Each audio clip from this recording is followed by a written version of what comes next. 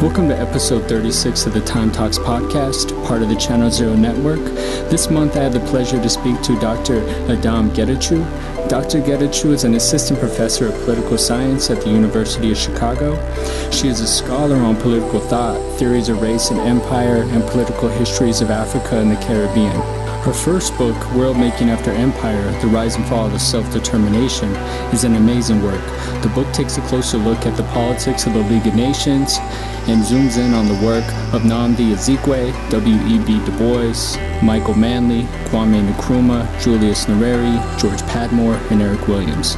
Getachew casts anti-colonial nationalists as world makers rather than solely nation builders. Let's quote from her book. Her book won the Frantz Fanon Outstanding Book Award from the Caribbean Philosophical Association as well. In this episode, Dr. Getachew speaks on imperialism, anti-fascism, decolonization, self-determination, internationalism, and anti-imperial futures. Thank you to Awareness for the music, and here's a brief jingle by a fellow Channel Zero Network member. We will never ever surrender or compromise. We occupied government buildings, we blockaded highways, and we talked about not just marching, but direct action to shut this shit down. Here we draw the line. Right here we say no more.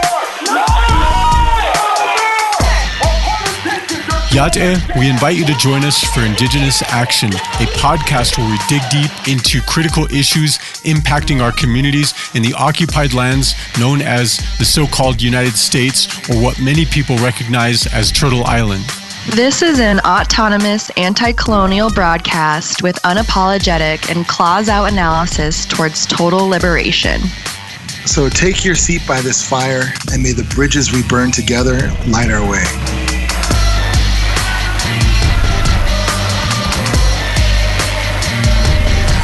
Fuel that fire so it's a blazing fire that they can never stop. Find us at indigenousaction.org and with the Channel Zero Network. So to begin, you were born in Ethiopia and grew up both there and Botswana, and then you moved to the U.S. right before 9/11 happened. I was wondering if you could talk about when you were activated, it may also be a process, to issues of injustice, and when you started thinking more deeply about the propaganda of global white supremacy. And then you came to the U.S. right when American imperialism ramped up even to a higher degree. Maybe talk about that as well, and that whole situation.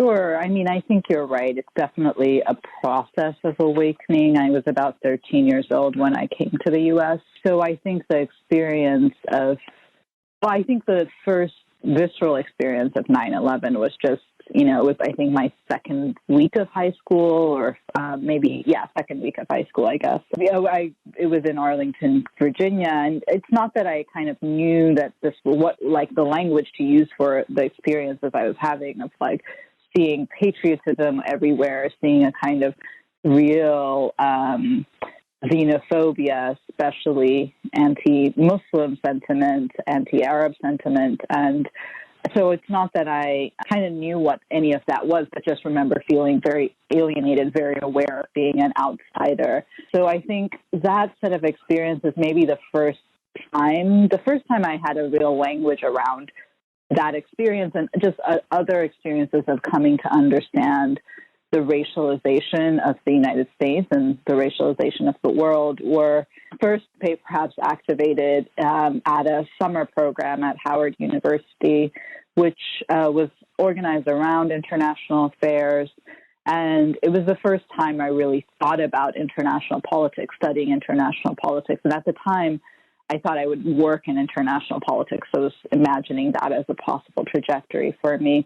But, it was one of the first campus I spent, really time on. It was a place, of course, again, I didn't fully know this then, but we got some exposure to kind of the key figures, some key figures who had worked at Howard in international affairs and international politics in the interwar period.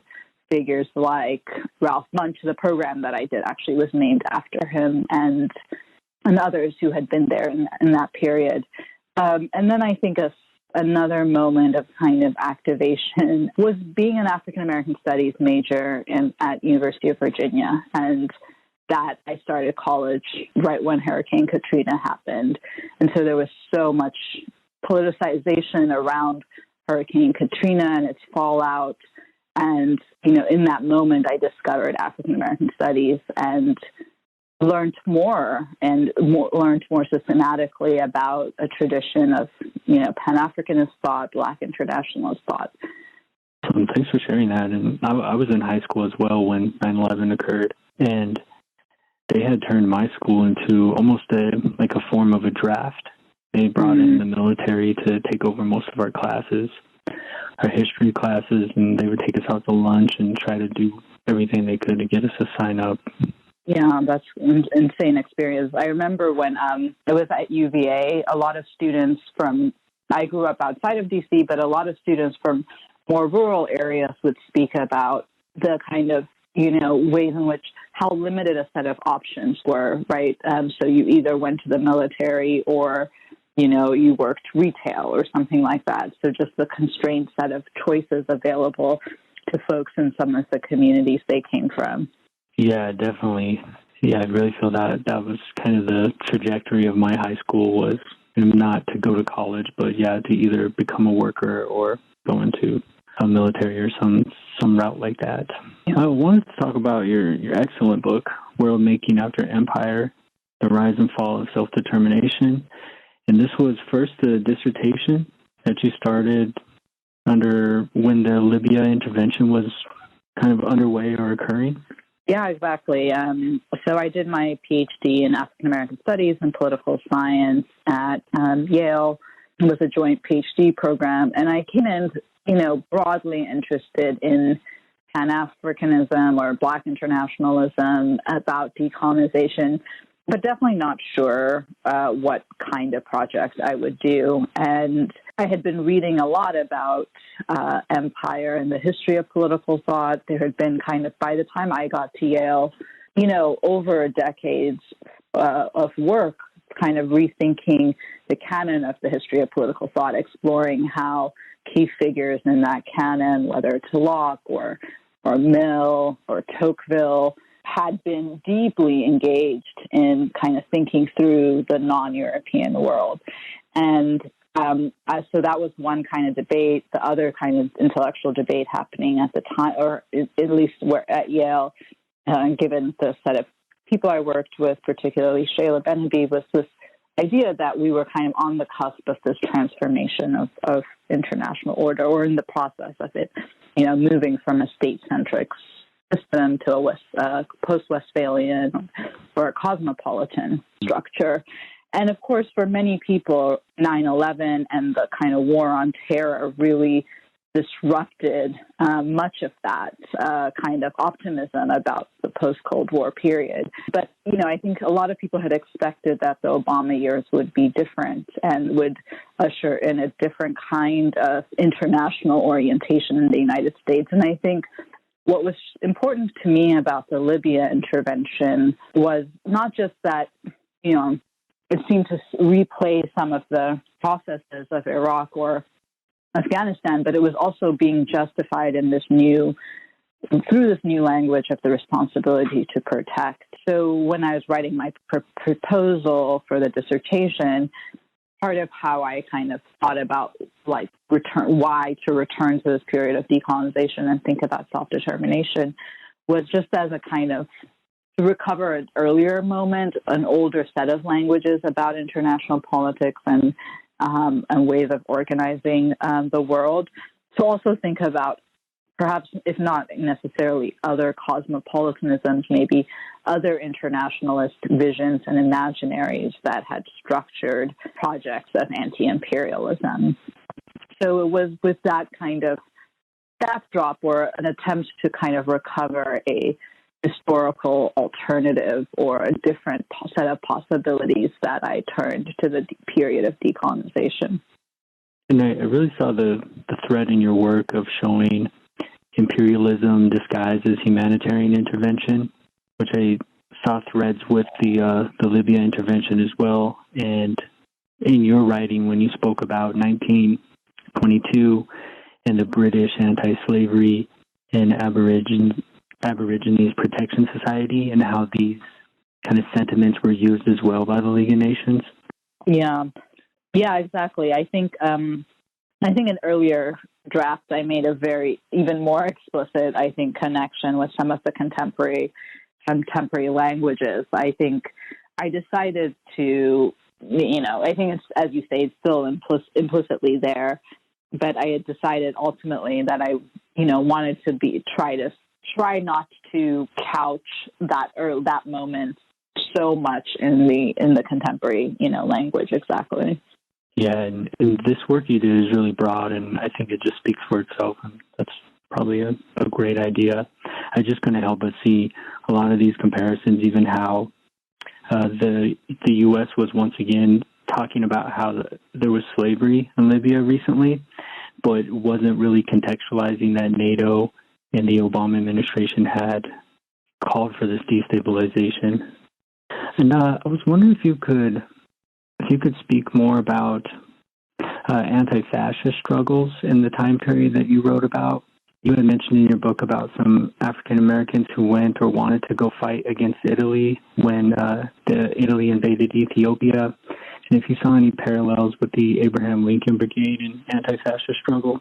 Yeah, definitely. I mean, this isn't, I don't talk a lot about this in the book, but certainly I think you see a broad, a real moment of kind of anti-fascist theorization and politics by a number of certain Black intellectuals, but also everyday people. And sometimes people, some people would try to go to Ethiopia and then end up actually in Spain, because that was there was networks that could much more easily facilitate that. So I think people developed an analysis in this moment that connected these sites of fascist occupation, expansion, and built, a world, a kind of global conception of what fascism was, and also a kind of a colonial, an argument about colonial fascism. So Padmore, and there's a number of theorists in this period who we could point to who developed an analysis of the colonies as the space in which fascism really emerged. Yeah, and I was really interested in reading your book about George Padmore and referring to Britain as a colonial fascism. And I really like that framing and learning more about it from your research. And I was wondering if you could speak about the inherent propaganda of liberalism with international law and nation states, and how many people look to these institutions as being lawful and virtuous, but they are actual colonial constructs that are kind of normalized. Yeah, I mean, I think that's a complicated way to put it, I guess, because part of what the book is trying to show is how, the actors I'm looking at, they recognize that the UN, say, or even the League of Nations, right, for a earlier figure like Du Bois, weren't the organizations they would have created, right? They're not organizations that necessarily broad or emerged from the perspectives, political orientations, and frameworks that my set of characters were interested in building. But they also strongly believe that these institutional formations need to be engaged and transformed, and sometimes transformed from within, right? So, and partly that's because there aren't many options, right? But partly I think it speaks to a sense of the possibility of transforming institutions or transforming colonial legacies, and making it possible to reimagine them. So I guess what I'm trying to say is that I think there are clearly, the point of the book is to say there were imperial hierarchies that structured the League of Nations and the United Nations as well after 1945. I think the book is interested in saying, is thinking about how these figures use those spaces to propel their agenda forward, and in doing so also begin to transform those institutions. And I think this is most visible in the United Nations, where the expansion of states from, the number of states radically expands from 1945 to 1975. In that period, post-colonial states are able to use that space to make quite ambitious and radical, demands around redistribution, around the meaning of sovereign equality. So much so, right, that the U.S. Representative to the United Nations, Daniel Patrick Moynihan, feels threatened, right, by the political power of the third world within the United Nations. So I think the point of that is to say, I'm trying to offer, I think there's one set of arguments that I'm responding to that thinks, okay, from the very beginning of these institutional formations, especially the UN, they were already institutions that embodied the principles of self-determination, of sovereign equality, and all that had to happen in the course of decolonization was that those ideals had to be expanded, right, and applied to the colonies. So I do reject that version and try to show how implicated in imperial hierarchies and structures these institutions were. They were, how inimical they were, and stubborn they were in the face of anti-colonial demands and resistance. Yet at the same time, I don't think of these as kind of inherently unmovable, unworkable, permanently, constitutively, imperial structures, right? Because what I want to do is create space to imagine the ways in which peripheral actors were able to transform these institutions over the course of the book. Yeah, and I really think that's some of the optimism of the book, is that these Black intellectuals were well aware of these roadblocks and of white supremacy, and they were working against it. And you show in the book how Lloyd George updated the right to self-determination last minute under the consent of the governed in the 1919 treaty, I think, or how the forced labor part was, the 1930 forced labor convention was put in by the more imperial powers, but then how Resolution 1514 was fought for that rejected this gradualism, as you had written about. Yeah, exactly. I think those examples really illustrate this transformation we've been talking about. I was wondering if you could speak on the term decolonization. So that obviously there's the context of the League of Nations was totally different from what is going on more now in academia and activist and liberation circles. And the term is thrown around a lot in academia and also activist circles. Possibly, if you could talk about how the word is being misused or used correctly, and how you hope the word would be accurately used and portrayed. Yeah.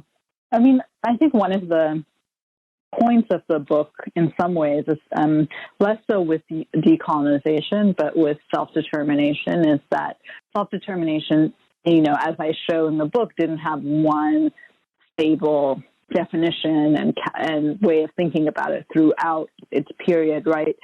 It was a term of contestation. It was a term that was redefined, remade through struggle, through political struggle. And we see how the term gets transformed over the course of the book from a kind of idea that through Wilson and through Smuts was made was made to be compatible with empire, and then in the period that I'm writing about is really mobilized as an anti-colonial right, and then kind of begins to wane in the 1970s and onwards, a period I write less about in the book. So I think in some ways that sort of speaks to my general approach and orientation to political concepts, right? I don't think there's a kind of, this is the way one ought to use the term decolonization, and this is what it should mean always and already, right? I think one of the things I'm really interested in is how people struggle over what decolonization means, what it requires for our time versus what it might have required in an earlier moment, right? With that caveat, I think I would say that I think decolonization has always been a kind of multifaceted project, a political, economic, aesthetic, and epistemic project of overcoming the legacies of colonization, right, and European domination or global white supremacy. That to me is generally like a very broadly how I think about decolonization. I think many of the thinkers, I write about, but the wider, era of the period that I'm writing about in the book is one where we see all of these features debated, contested over by a number of different actors. And so my book, of course, really emphasizes one, a very small number of actors who are participating in this set of conversations. Two, it really focuses on the political and economic, and less so these questions of the aesthetic or cultural and the epistemic, right? But these were all debates that were happening simultaneously. And I think you see that in some of the contemporary moment, right? So, for instance, in our moment, the epistemic has become very important, right? Especially as decolonization becomes a term within the university. I think, one, it's important for me that we recover and reconstruct how people thought about the relationship between all these dimensions, right? Like, what was the relationship between epistemic decolonization and political or economic decolonization? And not because we should connect them in the same exact way now, but I think it may help us understand how we might think about the projects of epistemic decolonization or something like that in relation to wider political projects, right? And I think there's definitely people who are doing that in this moment too, but I guess I would like more reflection on those connections and the ways those connections might inform our contemporary moment. So I think that's one. I guess the other thing I would say about the contemporary uses of decolonization is that in some ways it's a way of registering the limits, right, and the failures of an earlier moment of decolonization. It's a way of signaling the incompleteness of that project. And I think that really excites me because it seems to me to be an opening to think about what those limits were and what it would mean in our own moment to actually realize the promise of like world making after empire, right? Of really transcending of imperialism. Thank you for breaking that open and discussing that more. I really like the term you used too of international non-domination. The other term of decolonization, or just a branch of it, I really like is the term of just land back, that a lot of indigenous groups use, and gets right to the point and breaks it open too.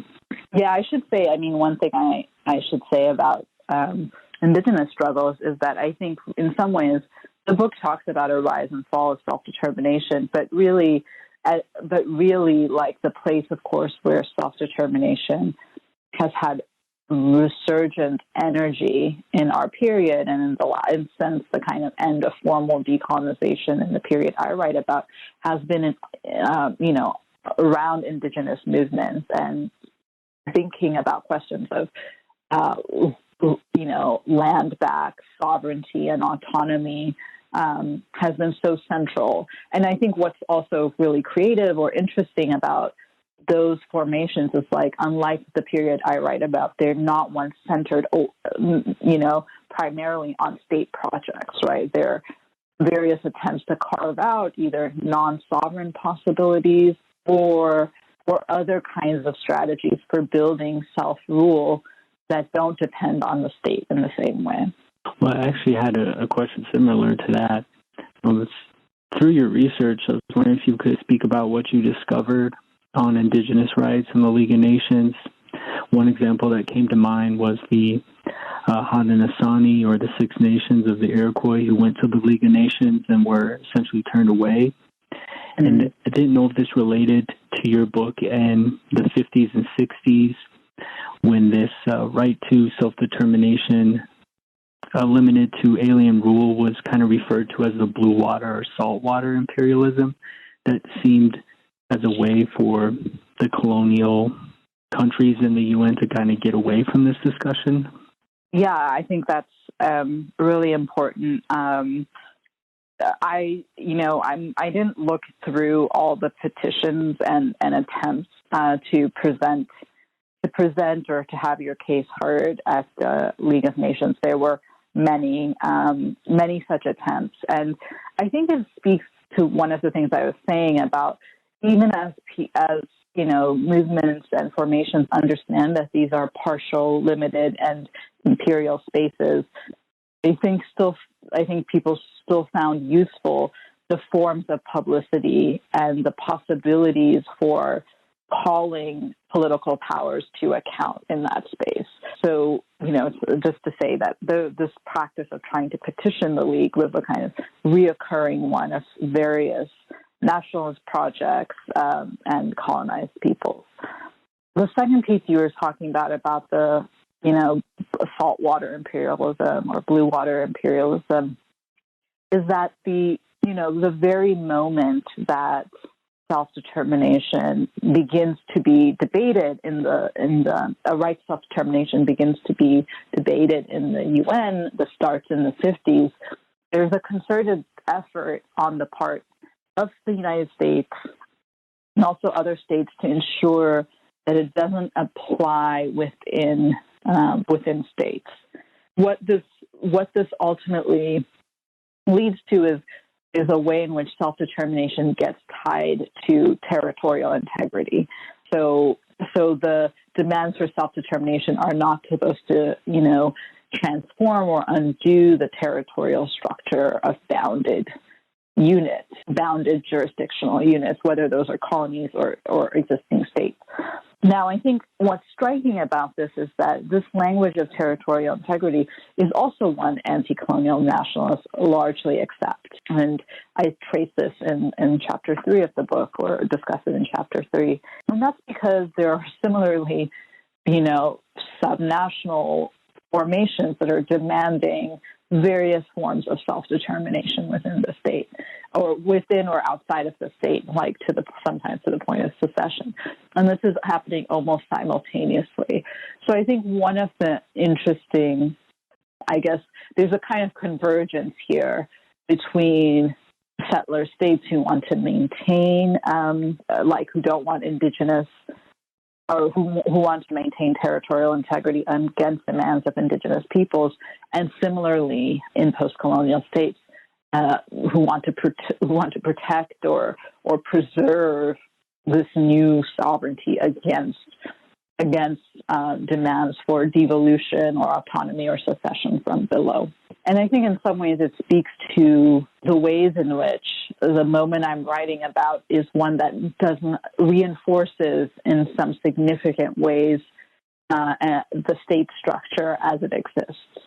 I was seeing in your book too. It may be a coincidence. I'm sure it's much more complex. But around this time in the 50s, it seemed like the U.S. was trying to use its power more covertly, and I see this with the School of Americas being opened and interfering in Latin America, and then with the writers you're talking about in primarily the African continent, you see the structural adjustment programs coming up and destabilization programs through the CIA. I think the first structural adjustment program was in Jamaica. And I was wondering, do you see this as occurring because these intellectuals and these new states getting into the League of Nations and UN were doing a good job at working with the system to make a case? Or could you kind of tease out some of those points if there are relevant points in that question? Yeah, definitely. I mean, I think, that both of these things are happening. Of course, this is all occurring during the Cold War, so there is a lot of intense conflict about preserving the balance of power, right? Like trying to maintain allies, satellite states, et cetera, across the decolonizing world and across the third world more generally. And, that takes on both, as you put it, like covert, subtle efforts, what Nkrumah might call neocolonialism. But it also took very overt forms, right? Backing coups, undermining elected leaders, etc. So, in some places, the Cold War was a hot war. It also required things like, Stuart Schrader's book, I think, Badges Without Borders, is a super important book about showing the ways in which police assistance programs, right, were used as a kind of anti-communist tactic and strategy for the United States. So training police across the world, professionalizing them in a particular way on the model of the United States, so that you could use, in some ways, you could depend on local forces to quell rebellion, to quell kind of resistance, right? So I think there's a number of ways in which the U.S. Was engaged in using soft power, but also sometimes hard power in maintaining and preserving its interests around the world. I think that's one thing. The second, I guess, on structural adjustment piece is, that's come slightly, of course, this whole period has these forms of U.S. intervention, but structural adjustments really start with Jamaica, as you said, in the late 70s, but of course really take off after the Mexican debt crisis in the 80s. And I take this, to be, I guess this is slightly different because for me it marks a general transformation of the global consensus, right, to a form of neoliberalism. It's a transition and transformation also happening of course, in the United States, and it arrives at a moment for the Third World when the debt crisis is undermining the political bargaining power, the political positions of these states on the global stage. So I think it's less that it's certainly not a sign that they were successful, but it's a sign that whatever political capital they had and were able to mobilize in the 60s and early 70s very quickly dissipates in the 70s and late 70s and 80s, and it does so under the pressure of rising debt. The rising debt is related to oil prices going up, which and most of these states are oil-consuming states, right? Which is also would be connected in this period to the rise of food prices. Now, I think what's interesting in this moment is that the form of self-organization that OPEC is able to model, the oil-producing exporting countries is able to model in this period becomes really exemplary for the rest of the Third World. They want to build other kinds of primary goods associations, say, for instance, around bauxite, and to be able to collectively bargain, and they really have analogies of the union in mind here. Collectively bargain prices, be able to use that leverage to gradually undo these hierarchies between primary goods producing states and industrialized states. At the same time, one, of course, not every primary good is oil.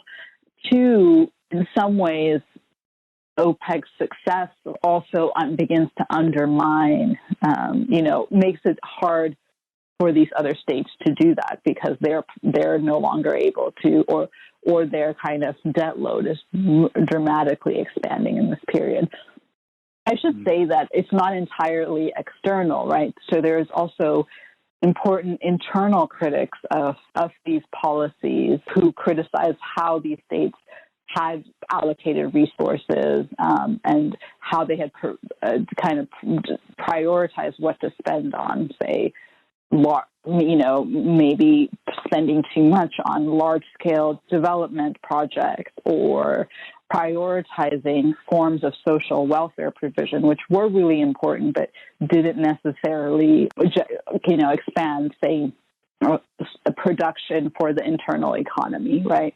So I think there's also important critiques of the thinkers and policies of the kind of statesmen that I I'm looking at from a kind of internal and sympathetic view, right? People who wanted to see a democratic socialism realized in Jamaica. Thank you for breaking that open and explaining it so well. And I just wanted to clarify when I used the word covert or something that, or even IMF and World Bank or sanctions, that doesn't mean it was less violent or anything like that. No, I know.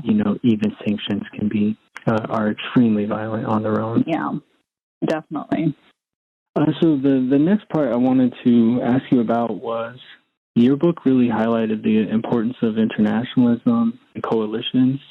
And through your research, I was really interested to learn about the Bandung Conference on Afro-Asian Solidarity, the International African Friends of Abyssinia that George Padmore and CLR James formed, which is later known as the International African Service Bureau. And Padmore also had with a collaboration with Timoko Baron Koyate, they planned the Negro World Unity Congress. I was wondering if you could talk about these more and overall the importance of internationalism. Yeah, I mean, I think the 20s and 30s period in particular, which many of the, not all, of course, the Bandung was later, but these are kind of many of the formations you just named, come out of this period, and it's also the moment of something like the Universal Negro Improvement Association, right? One of the largest Black mass organizations. And it's a period in which a lot of anti-colonialism takes the form of internationalism. It takes the form of, say, something like the League Against Imperialism. And sometimes it's housed within the Communist International. Sometimes it's kind of, in various relationships to, or in outright opposition to, right, as well. So I think World War I unleashes, or the post-World War period unleashes forms of internationalist critique of empire and international solidarity. And it's also a moment where, like many people, no one really has decided or feels that the nation state will be the counterpoint to empire. So it's a moment also of experimentation, I think the undecidedness makes it, the kind of openness of the political futures makes it a moment of a lot of creativity and generativity about how we could imagine the world, what forms of political belonging might be possible. And I think this period generates these forms of internationalist imaginaries.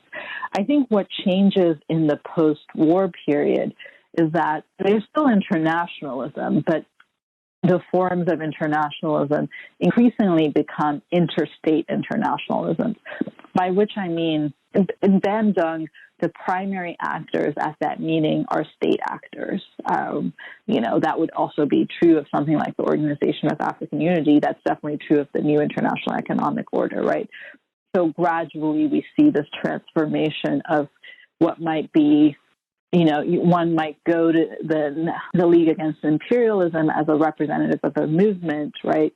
Or as a representative of party, a nationalist party. But these spaces are increasingly, at least the ones I focus on, right, become interstate sites. And I think that indexes this important transformation that happens. So while I think internationalism remains important after the war, I think that the future is increasingly organized around and being realized through the independence of nation states inflects the forms of internationalism that are possible and available in this period. Now, this isn't to say that there aren't a variety of third world internationalisms that are outside of the state project, right? That continue that older tradition of forms of solidarity, exchange, collaboration that don't take the form of interstate relations. Those do persist in, I think, feminist spaces, in labor, in the space of trade union politics. But I think generally this would be a kind of this transformation from a kind of space of non-state internationalism to an internationalism that even if the people who are at these conferences don't represent states, they have to kind of organize themselves, imagine themselves within a world of states. My next question was if you would have had unlimited page numbers, maybe too many page numbers, or an expanded edition, who were some revolutionaries that you would have liked to added into your work?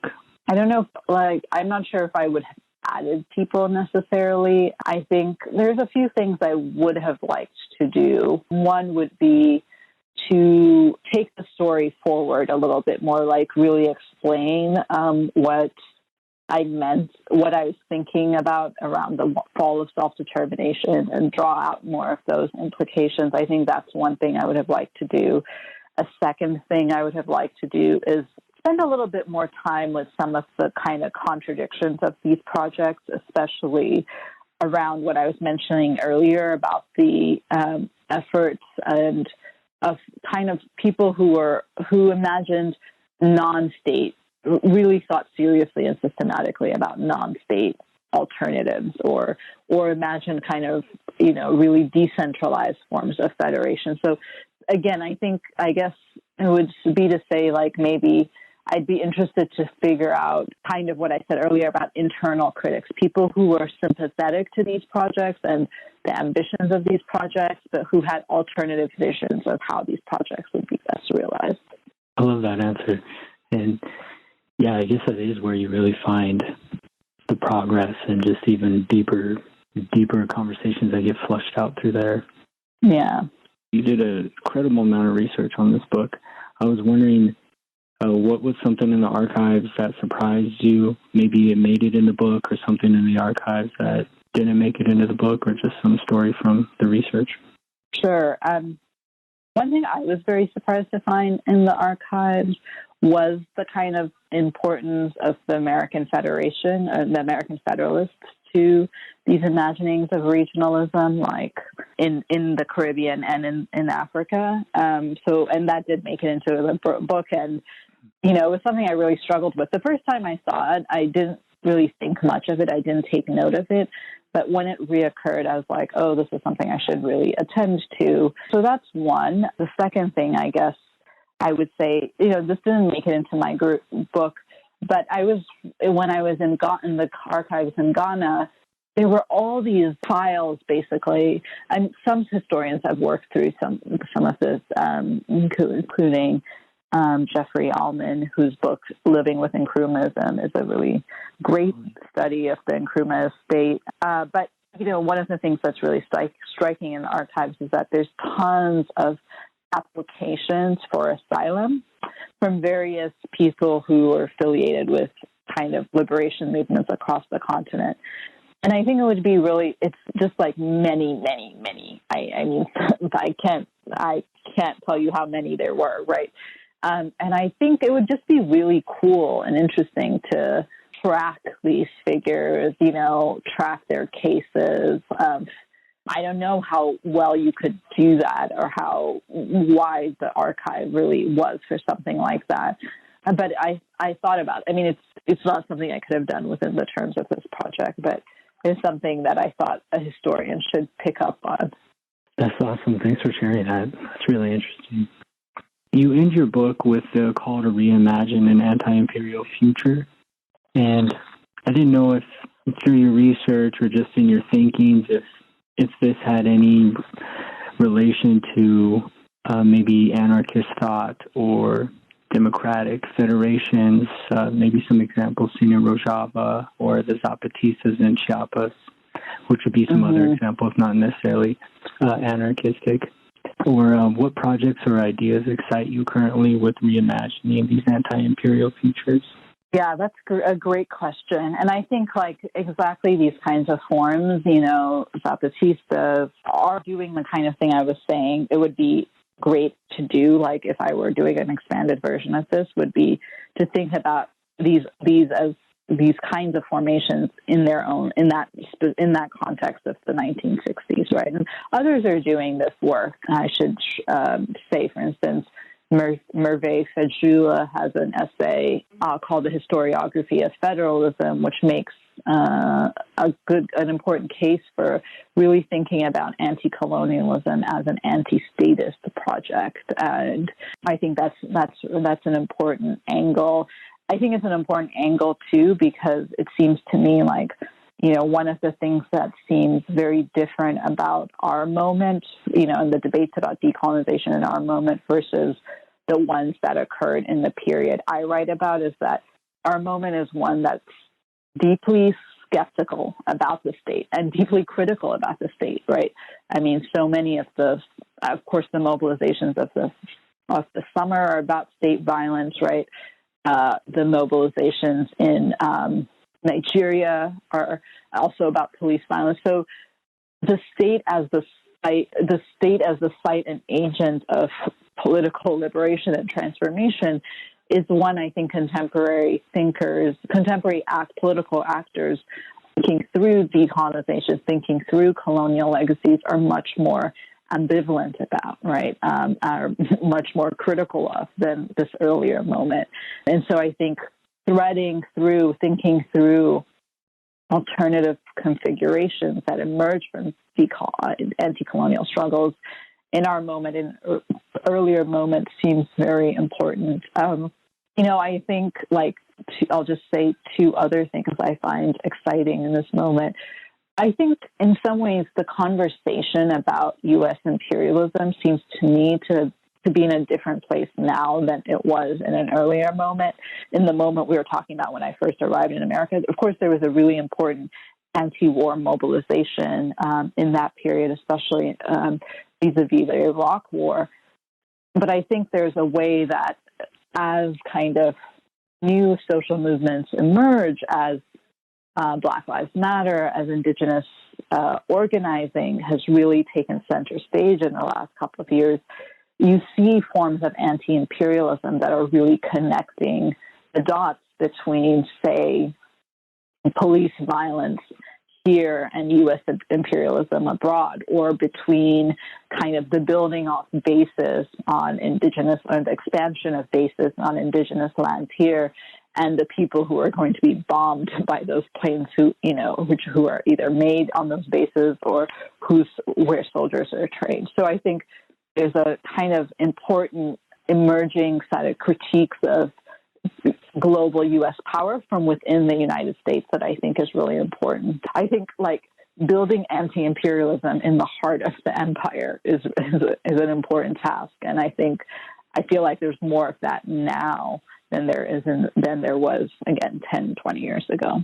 I did say I had one other thing. I think so the other thing I guess I would say is, of course, we also live in the contemporary moment in a context where climate crisis is on the horizon. It's on the precipice for us in a major way. And I feel like I'm most excited in these contexts about the connections between environmental justice, indigenous rights movements, and a racial justice. So I think there are kind of very exciting set of convergences happening, not just here in the United States, but around the world on questions of climate change. Yeah, and along with climate change and really those earlier building blocks that you're talking about, I really saw it after the murder of Mike Brown and the solidarity between Palestinians and people of Ferguson. Yeah. Thanks for that answer. My last question, if you could talk about where people could find your work, and also if you'd be willing to speak more on your new work that you're doing on Marcus Garvey and Garveyism. Sure. Yeah, I mean, I'm turning to I think what will be a book project on Garveyism. And, I'm interested in this project in two kinds of things. One, I want to turn my attention from a project that was really interested in the high politics of decolonization, which was fixated on the state actors as statesmen, to trying to think more about the popular politics of Pan-Africanism, to think about the political practices that sustained Garveyism, that made it the largest black mass movement. So I'm So that's one reason I've turned to Garveyism. As I mentioned earlier, I also just think this interwar period is really interesting because it's not one in which it's clear what the future is going to be, right? What the kind of, whether decolonization is on the horizon and what that exactly will bring is unclear. So there's a kind of sense in which in this moment where there's not quite a telos, right? I think there's much more experimentation, much more a way of thinking about the everyday ways in which this movement sustained itself that I find interesting and looking forward to getting into. I think the second thing, the second part of the project for me is, this project also, this last book was really interested in thinking about connections between Africa and the Caribbean, thinking about a Black world. And the way I did it in the first book was showing how a similar set of conundrums shaped the political thought of actors on both sides of the Atlantic.